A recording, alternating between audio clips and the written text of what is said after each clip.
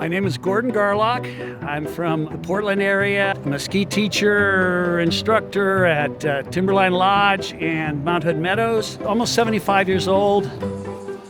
Your streak's like 41 years? 41 years, 4 months now that I just made that run. We are in big snow in New Jersey. First time skiing on the East Coast. Whoa, it's wintertime out here, right? It's almost the last day of September and it's full-on winter in this barn. It's awesome. It was something that I realized 10 years into the streak that I'd not missed a month for 10 years because where I ski, we had the summer skiing and I would work on the mountain in the summer and then we'd reopen on weekends in October. I realized, wow, I haven't missed a month. And then after that, it became a conscious thing. And then after about 25 years, it became an obsessive thing. One summer, my wife and I went to Scotland.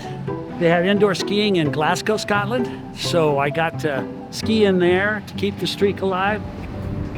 There was another time where the only snow that was even skiable in the month of October was it had snowed and there was snow on a ramp to one of our lifts, but everything else had melted. So I packed out that ramp and I skied for 2 hours, just making 2 turns down, hike back up, 2 turns down, hike back up. 2 years ago, found a dirty patch of snow and my buddy, Dennis, he took a shovel and shoveled off a 100-yard patch wide enough to make short turns on. And then we just made short turns on that.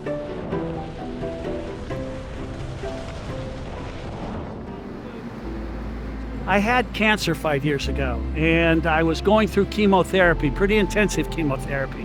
And I got out of my second round of chemotherapy with a week to go in August. And so my buddies, we went up to Timberline and they sort of helped me get up to the Palmer snowfield. Some of them carried my skis, some of them helped me get across the ski field. And I made 3 runs. And then the next day on September 1st, we did it again. So in October, I was really sick by that time. And my wife drove me up and I could ski in my cross-country skis about 100 yards out in the parking lot and 100 yards back. And when I got done with that, I felt like I'd run a marathon. You know, so that's probably the time where it came closest to losing the streak.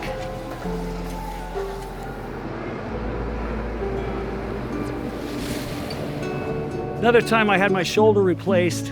I planned that. I skied in January, then January 3rd I had it operated on, and by the last day of February I had a special brace made, tied my body up and skied, you know, and I just didn't fall down.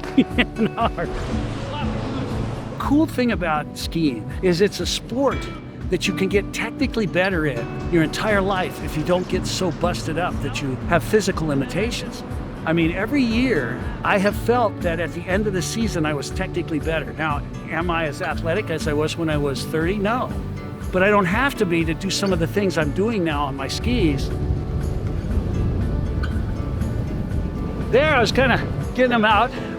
Again, that's probably one of those deals where in my mind, I think I ski like Ted Ligety. But then when I see this tape, I'll realize I ski like Elmer Fudd. I just have a feeling that there's a guy or 2 or 3 or 4 in Chamonix, France that have been mountain guides their entire life. They probably don't even know they've got 65 years of skiing at least once in every month.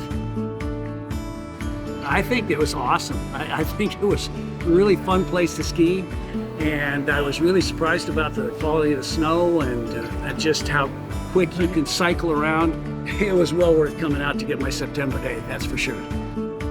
You're 40 years into this. How much longer are you going? Well, I don't know if there's no snow on Mount Hood next September. I'll have to really evaluate whether it's a good time for it. It'd be 42 years, and that would be a good long streak, I think. I'll have to cross that bridge when I come to it.